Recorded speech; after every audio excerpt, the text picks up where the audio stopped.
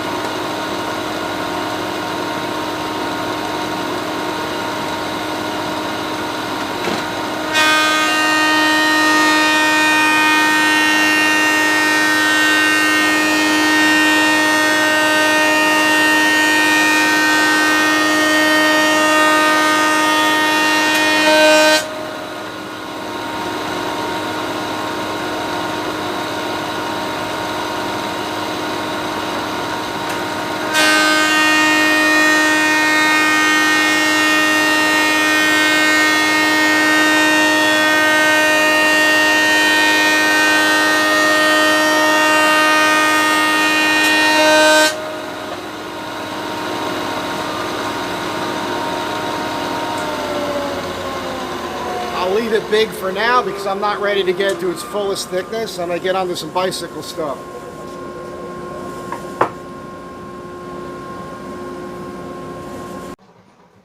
Alright. Today I'm just going to give you guys a little bit of a shop day. We'll get onto some bicycle stuff here. And it's one of those weird days where I'm just trying to get a bunch of stuff done as I can. And you guys will see I brought a bunch of stuff from the house, from the apartment, that I'm going to put up on the shelf here. And you can probably see the box. Phil, by the way, on your box, that's pretty much ready. I don't know if that's in the shot there, but yeah, it's in the background. It's pretty much ready to be put in a box and sent. I got to put the hardware back on it.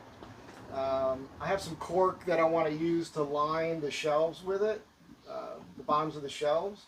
And I've just been working on all this other stuff, and I'll be honest, I don't feel like it's my best work, and I know it doesn't matter. It's just a box for the inside of your door for the Astro van, but you know, Phil's a finish guy. I'm more nervous about him looking at this going, oh, he's got this. And my suggestion is, Phil, on this thing,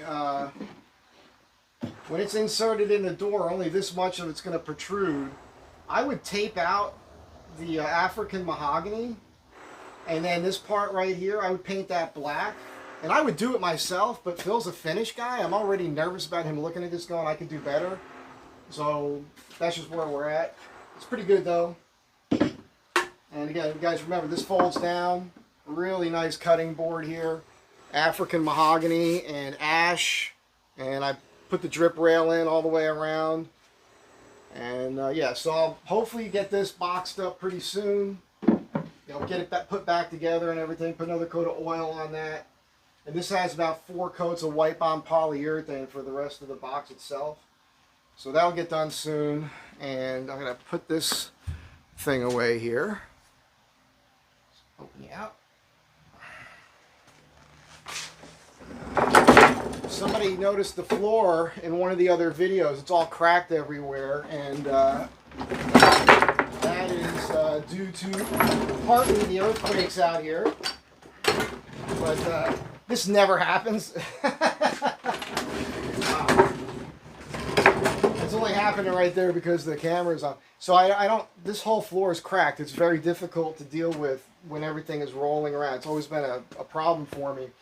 But if you were to look around this room, it's, what happened was they poured a slab, but they never put a footing around it. And the house was built in the 20s. So this building has settled, and as it did, it cracked the concrete around the perimeter and kicked it up in the air. And then the rest of this, same thing. There's been a lot of earthquakes and everything here. And I'm guessing when they poured this concrete, seems like back in the day, they probably didn't put any rebar or wire mesh in there.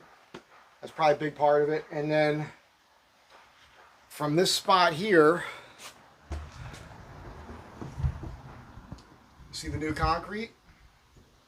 From that spot there to the front, that's all in addition. There's a, kind of hard to show you, but there's a beam here. That used to be the front of the garage, and that was extended, and it's really an interesting story. There's a, when you guys see me do my Sunday night chat videos, and I'm sitting there, actually I don't know if that's in the picture, you can't really see it. I guess it's higher, but I think I've showed it to you before. There's a couple in like a 1932 Roadster hot rod convertible. That picture was taken in front of this house, and the car was built in this garage. So back in the 40s, I don't know if it was the 30s and the 40s and into the 50s, I guess that's about the time, excuse me, the people lived here, they used to build hot rods right in this garage. So that's pretty cool to me. They even, there used to be a divider going down the middle of this, and they created a truss here, and that's what I have the cranks hanging on. Pretty interesting the way that they did this, and really cool.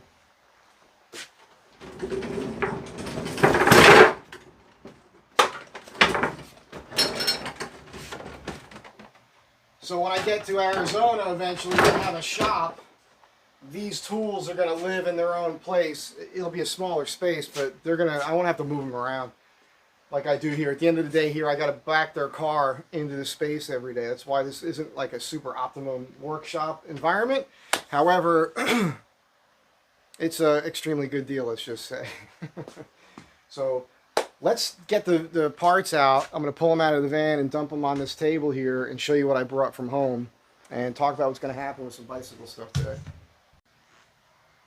Alright, I brought this Schwinn over here today. It's going to get the treatment. So this is kind of set up as a clunker, but I'm going to go ahead, I'm going to pull that fork. That's an old Akisu fork, and probably the 4-bolt and the handlebars, and I'm going to look for a blade fork, which I might paint real quick, and then another set of bars. I think I might do I've got some bars up there that have the road bike varsity stems on them, with a little bit of a pullback, which is a great look on this. This is a Tennessee Schwinn, so it was made in like 83, 84. For those that don't know, Schwinn went out of business in like 82, 83.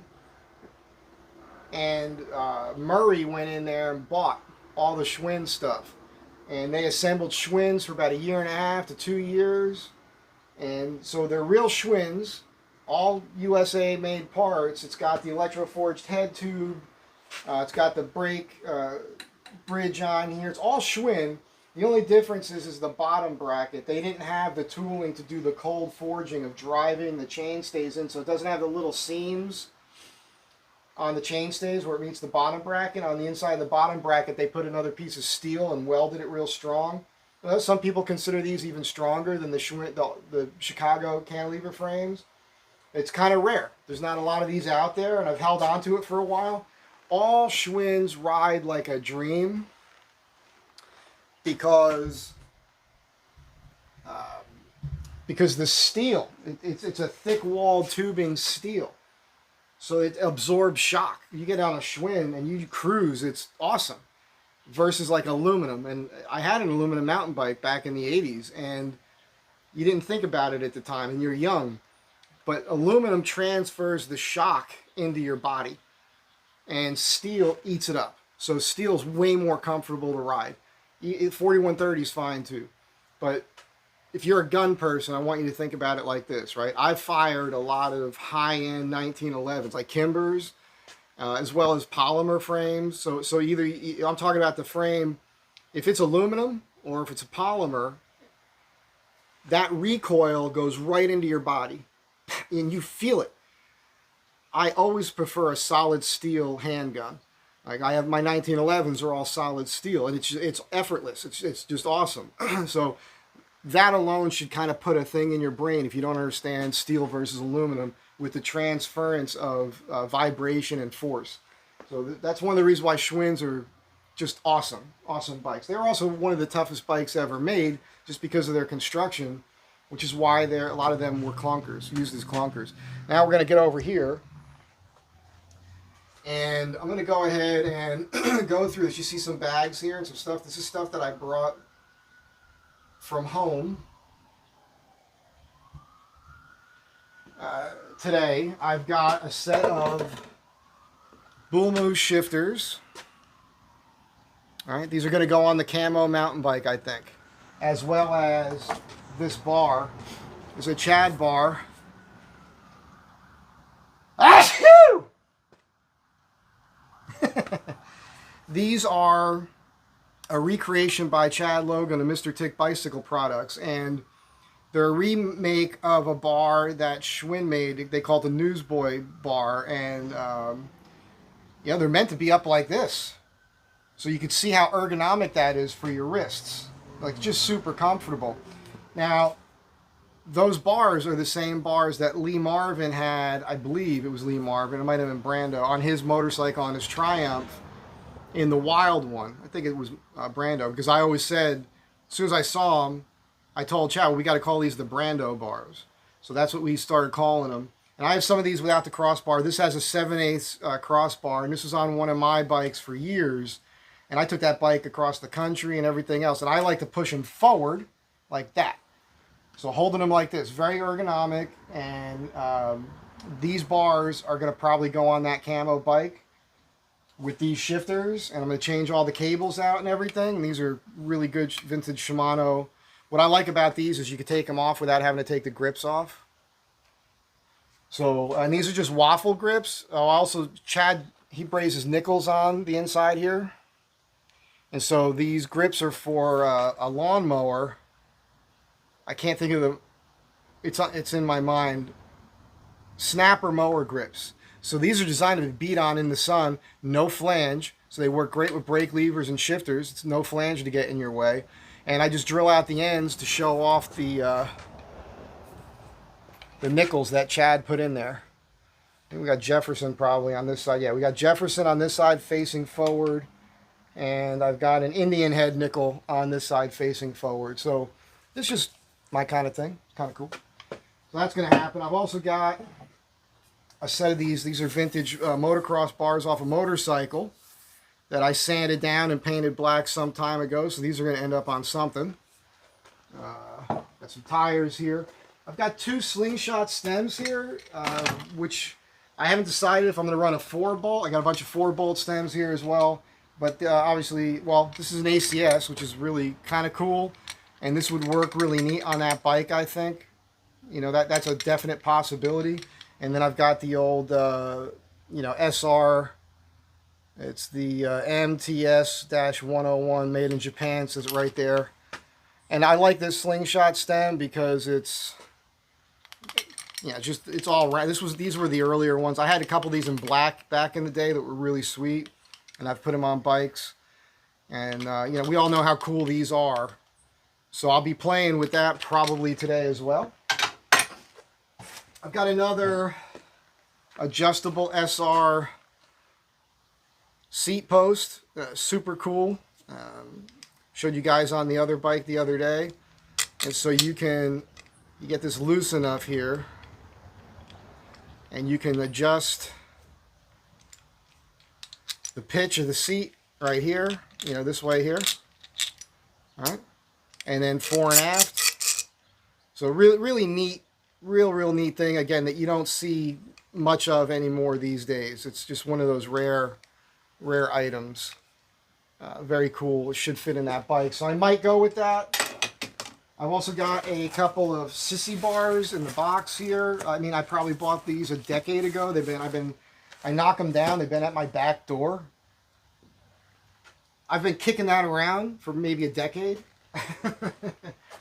And now we get into this. I brought a bunch of seat posts. So it turns out I had a cooler on the back porch, and I had a bunch of bike parts in it. And let's get you over here a little bit. So it was pretty good, but I opened it up today because I knew I had seat posts in there and water got into it. And it's been sitting there like that for months. So this stuff just started corroding on me, so I got to do some cleanup. I've got a couple of these like shock absorber seat posts, which are really kind of kooky. Obviously, this is not like super vintage or anything. These are all pulled off of bikes that I picked up on Craigslist. And, I mean, that's really kind of a cool thing in my mind, but... So you can see the water damage on here. A little WD-40. Look, there's water dripping out of it as I do this. There's a Bontrager. It would be cool if this fit. It looks a little fat. Looks a little fat. I don't know what this is, but again, these will all clean up. But you see what happened here with the corrosion. WD-40, so you put some gloves on, WD-40, some 4-aught steel wool. This will look like new again in a few minutes. I mean, look at that. It could be cleaned up. Alright, now, I found all kinds of stuff in that bin. It's really, really interesting. Another seat post. This is an SR. This looks like exactly like the one that I took out of that bike, so this might be a little narrow. Now, show you what else is in here. One of the things I'm going to show you right now, and I'm going to do a separate video on this, so don't feel bad if you don't see any more of this in this video right now. This is some vintage cool stuff right here. This is some vintage mountain bike stuff. Made by Gerber, the knife company. And this is designed to fit inside your seat post. And it's a whole tool. There's a chain brake tool in here. And this here is your, this replaces the factory quick release on your bicycle. And it has an Allen wrench built into it that works with these tools here. So between these two things, you've got a really cool set of bike tools, right? Designed to fit inside your seat post. Really, really cool stuff. I think I have 3 sets of these still in the package. So I'm going to open this up today. I'm going to put this on the camouflage bike. I just think that that's super cool. And when I do, I'll do another video. Like, you'll see everything you just saw. I'll also open them up and we'll fit them in and we'll see if it works. But that should be cool. I brought a couple derailleurs I found in the house. I've got an SIS Shimano, nothing special about that. However, look at this. I've got an XT set. That was pretty nice stuff at the time, back in the day. I'm just going to hold on to these for now. They'll go on another bike at some point. Again, this is stuff I had at the apartment, you know. Now, in here, in these bins right here, this is vintage brake parts. I think a lot of this is Bendix. So I've got the drive cones in here. Got a whole thing of drive cones. I don't think these are Bendix. This looks like a Shimano. That could be a Bendix maybe. But my point is I've got this. I've got more of this stuff here. And so I could take apart a coaster brake and kind of piece it back together with parts and test it. And I've got brake. This is just full of brake shoes. It's crazy. It's crazy. There's some more brake shoes. These might be the Bendix because I've kept them separate. Right in there. And we've got cone nuts. It's insane. For brakes, these are all brake parts in here. Just, it's nuts. So, yeah, I don't throw anything out. But it always ends up coming in handy. And someday I'll probably end up listing this stuff for sale, and maybe there's another bike guy out there, clunker guy that's like, I need to have that because that's what I'm doing. I'm reconstructing vintage coaster brakes. And I've got some headset parts in here. This is no big deal. I mean, I've always got these, and this is like a brand new. This is made in Taiwan, so this is a later model headset. Looks like I took the top nut out of it, possibly a bearing. But these modern headsets, if you just compare the parts in here to a vintage Schwinn headset, this just looks like garbage, even though it's brand new. So pretty crazy. What else? Now this was on my back porch, just on a shelf, exposed to the sun, getting rained on and everything else. All the stuff in this bag. Here's an old Schwinn derailleur, which would work. The neat thing about these, most people don't run these things anymore, but this part right here is important. So you can unbolt this and then mount that on a Schwinn and be able to mount a derailleur, like a more modern derailleur, modern from when this came out. So like the 80s, 90s era will mount on here. You can make that, you could rig that and, you know, turn your beach cruiser into a geared bike. So that's an important part. The rest of this, to me, not important. I would disassemble this. I've disassembled these before and saved all these little parts. The cable stop part is very important for other brake mechanisms. But that was in there. And let's see. I mean, I got a quick release hub, which is probably garbage, but the actual quick release stem that goes through it, that's a nice thing to have. And there's a bag of parts in there. There it all goes. There it goes. I'm losing bearings and everything else. This stuff here was just in a container. You can see it's got rust on it. Some seat guts. So all this could be cleaned up and used. You just don't know. This is a part of a brake assembly, coaster brake assembly. Could be a Bendix. I don't know. I don't even know. And in here is a bunch of brake parts, including, I got a bunch of axles. This here was a kickback geared one. If you know, I don't know this stuff like that. Like I could take a brake apart and put it back together. And if there's a broken part, I could scrounge and look for it and kind of put one back together. But here we got a bunch of brake arms. These are Bendix. We got Bendix, RB2. We got the Mexico 76, Mexico 76, Mexico 76. We got 3 of those right there. More axles. We got an RB2. So that's Red Band 2. Oh, this is cool. This is the Z brake coaster. This is Taiwan. Usually you see these as Japan. And oh, I've got a Sun Tour. Is it Sun Tour CON maybe? I can't make all that out. Coaster brake arm. So Sun Tour, that's a really cool. I've had the Sun Tour coaster brakes before. These are really, they're good brakes. The NK Super, I have one of these on my blue Araya wheels, the vintage set that's on my orange clunker. That's a very good brake. So yeah, I mean it's, yeah, that's a Bendix right there. More axles. What we got here? We got a Shimano CBE 110. These are 2 Shimano CBE 110 coaster brake arms. Sometimes you just need that stuff. Maybe you get a bike and it's got one of these coaster brakes, but the brake arm is kaput, too rusted, you can't clean it up. Well, you got a spare right here. Alright, dust cover and snap ring. And then in here, this, I'm pretty certain this is part of a, I'm not sure if this is a Bendix or not, but you can see we've got the cone. Alright, drive side. I don't know what that is.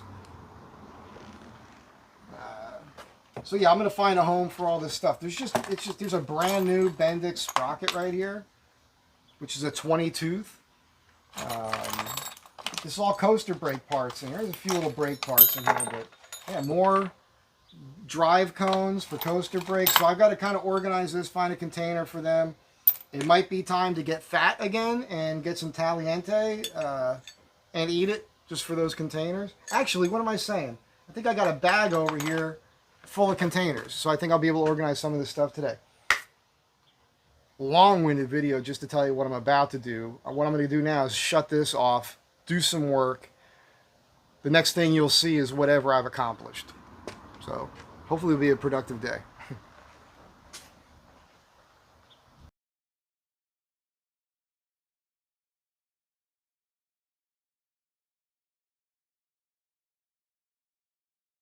Okay, I took everything down off the top shelf up there. I got a bucket of my good forks, I got chain guards, I got cruiser bars, I got saddles, I've got handlebars with 1-inch swells in them, a lot of Schwinn bars, just bars, forks. It's it's just too much crap, man. 20-inch wheels, banana seats, racks. You know, I got a few sets of bull moose bars.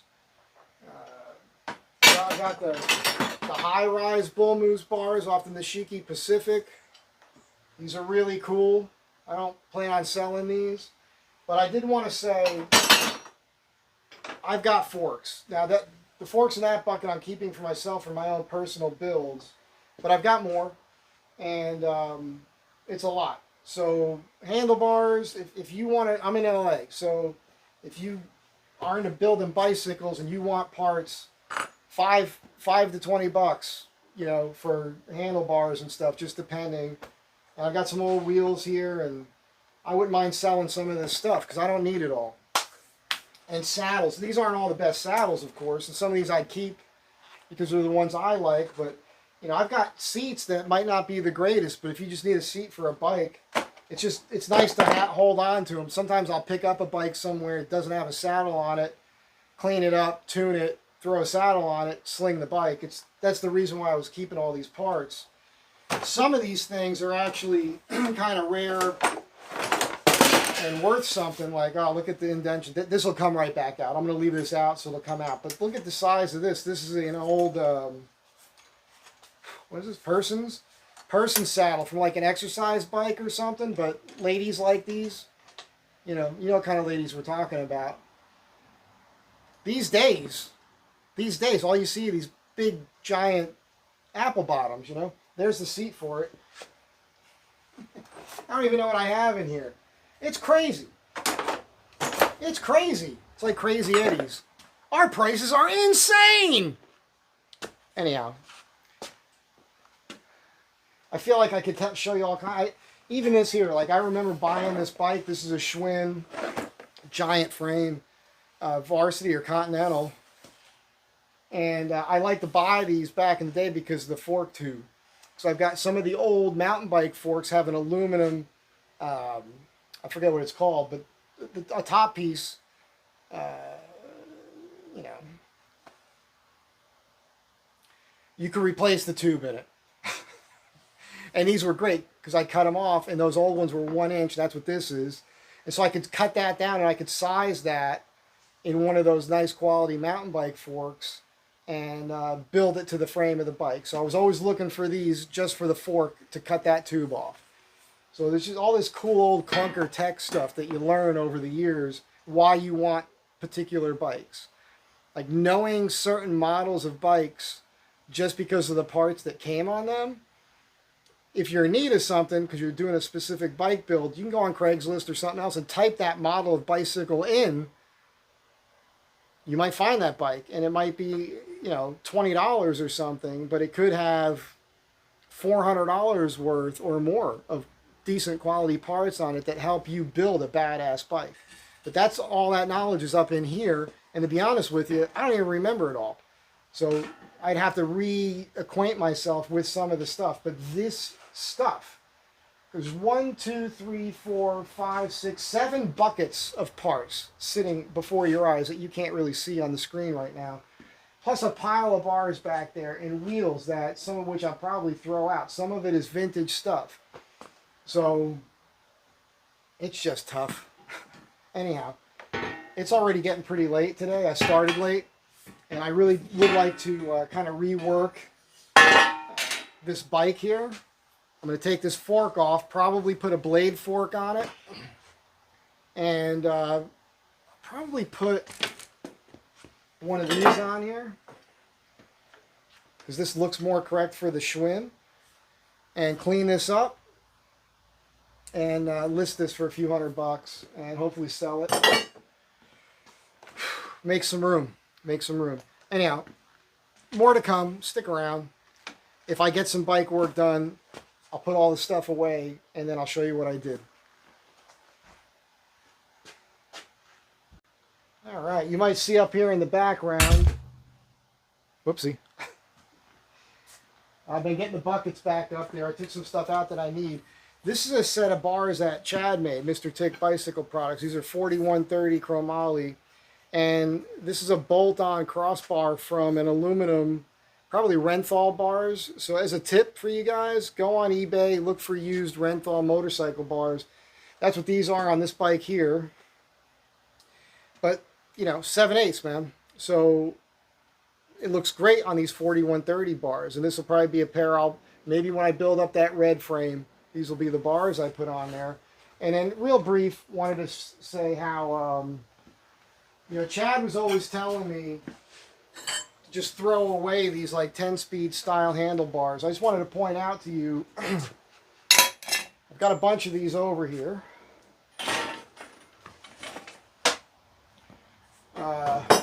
There's another set. There's a couple of aluminums. Aluminums, you know, I don't know, they'll probably be fine, but basically if you put that up on a wall in your garage, use some plumber's tape, or even they make little bracket parts in the electrical area where it wraps around, it's 2 holes, and you can just zip it to the wall. I mean, look at that. You can hang a ladder on that. You can hang hoses on that. You can hang all sorts of things on these bars. And what a lot of people will do is they'll take an old Schwinn stem, they'll mount it to the stem, and then cut the back of the stem off square, and then bolt that to a board and mount that on a wall, and now you got this hanging off your wall, and you can hang a bicycle. This is a good bicycle rack. Oh my God. I stuck the kickstand through the triangle part of the frame. So, bicycle rack in your house. So, you know, neat little thing that you can make. You see what I'm saying? It's a thing about these parts. You pull these parts off these bikes and you hold on to them, and eventually you find other uses outside of bicycles to do that. But if you're living in an apartment or something, and again, you put a stem on this, an old Schwinn stem, and mount that to a board, because when your crank is on here with a pedal, you want to make sure this is padded away from your wall enough to where the pedals aren't hitting the wall. And you got a really cool bike rack made from bike parts. Huh? Go do it. Get crafty. Figure it out, man. You can do it. I have faith in you.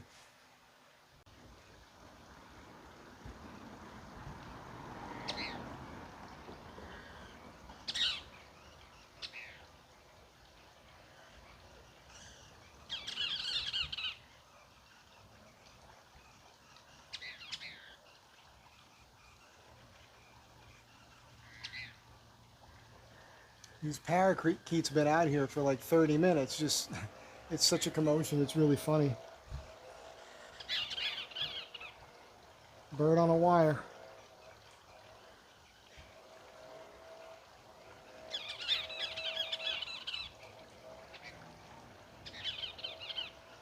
I've seen toucans in this city. I've seen some really rare, bizarre birds.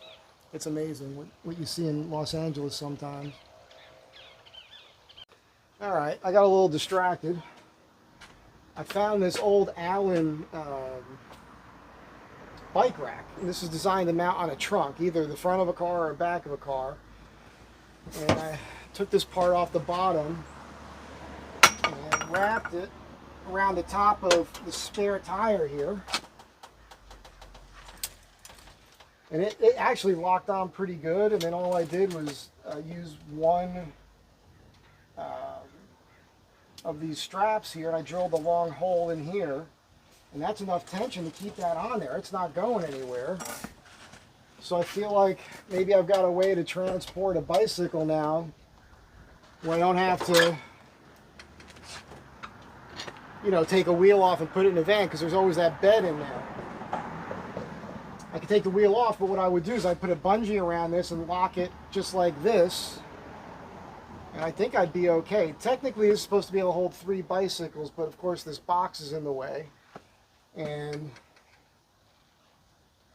this is my life, right? I'm always just rigging stuff. Let's just see. I could probably put it on an angle if I wanted to. I feel like this would work. So that's interesting. Now that's on an angle.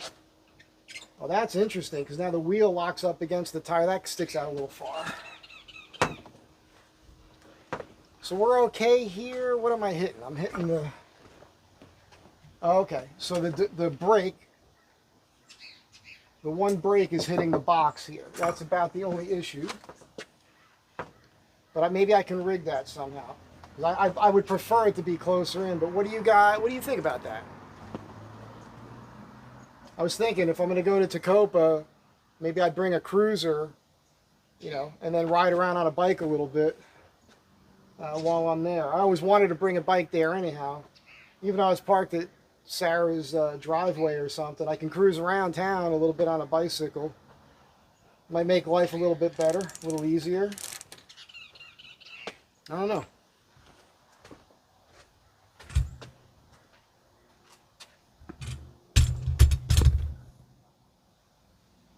I can't get you out on a wider angle here, but I think you guys can see it. Yeah, it's pretty cool. I haven't done any work to the bikes. I did.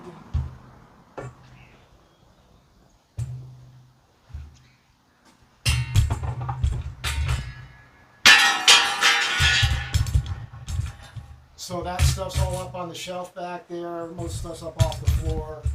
And I'm going to go ahead and try to mess with this bike. I'm kind of on the fence with it. You know what it is? This Akisu fork is actually pretty cool. And if it was a bike I was not going to sell, I like having it. But if I'm selling the bike, I'd rather put another fork I don't care about on it, because I could put that on a personal bike or something. These Akisu forks, they're pretty tough. They're not chromoly. They're super heavy. But they actually say Akisu on them. In my opinion, it makes it kind of cool. I got this blade fork here, Ashtabula, Schwinn. And I've got this contraption on this fork here that will help you mount a brake. So I'm going to take that off, put it on here, and put this fork on this bike. I think that's the plan. I also have the matching HJC for the rear here. I just wanted to point out, because I was telling you guys about those wheels I was looking at the other day. That's a double-walled rim right there. That's not a single wall. So, pretty tough, these HJCs. The only thing about this one is I repacked this hub a while ago, but it's just a cruddy looking hub is all. I'll clean it up a little bit better, put that white wall on it. I'll have a matching set of wheels, and then I'm considering I might have to go up and get another setup, because I have this stem here with these bars, or maybe the varsity one, because it throws out the bars a little bit more. I've done that setup before. It's very comfortable. Very comfortable. So then it's all Schwinn. I even have this old Hollywood chain guard I'm thinking about putting on there. Clean up the parts, make it all nice, and then put a number on it, put it up on Craigslist. So anyhow, that's just what's going on. You know what? I'm going to end this here. You're probably not going to see this. It's getting late in the day already. And I still haven't cleaned up the mess on the table over here. Wow, what a day. Tomorrow will be more productive. I lost a lot of time taking all that stuff. So the name of this video is just going to be, you know, a day in the shop being distracted, I guess. That's what's happening. But that's what it's like. And that, you might understand a little bit more now, even when I'm working on a woodworking project. If I'm doing a woodworking project, that's all I can do in here. I can't have all this greasy stuff and the tools out for the bicycle stuff. If I'm doing bicycle stuff, I'm not doing wood stuff. So that's it. We're going to get that box out in the mail here pretty soon for Phil. All right. This tripod's ready to fall over.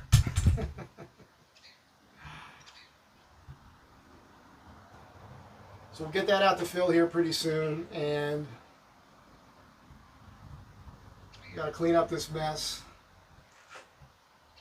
and then close up for the day here. And yeah.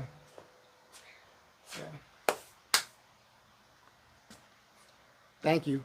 I will say real quick, yesterday I did a video on, I put my information out, Mike at Mike Z Design for PayPal, and I mentioned Zelle.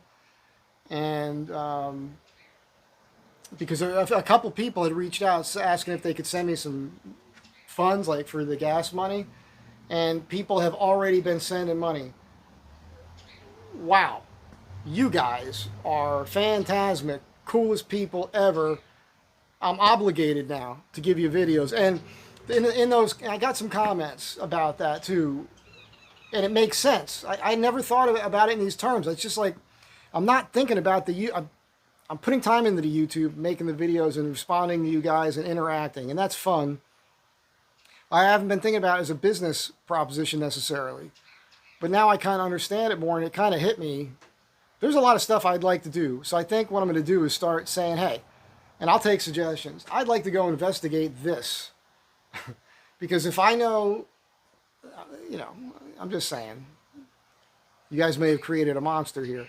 But if people are like, yeah, take a couple bucks here and there for gas, if I can afford a little trip, it's only gonna be a few $100 here and there, to go someplace, to make a video for you because I know you'll enjoy it, that actually, now I understand why people do it. It sounds so silly that I'm just now understanding this. Because this trip, we're gonna get the video at the, you know, the fundraiser with Sarah and everybody. Hopefully that'll go well. And I'll talk to some people and probably get a little loaded, which will be entertaining for you. There's going to be that night having a good time, but I don't think I'll record that. I got to go to Pahrump, probably do a guest spot on Iridium 242, which would be a video for me and for them. Probably go over to 1971, I forget the name of the street, but it's in there in Pahrump. It's the Low Side Cigar Lounge. Go see those guys. Maybe do another interview with Matt, and that'll be fun. So I'll probably get at least 3 videos out of the trip that you guys are all going to enjoy. So I understand now. Thank you. I'm a little slow on the uptake sometimes. That's it for now. Have a good day. Thanks for being here. Now you see what it's like here. I'll catch you in the next one. Be nice to one another.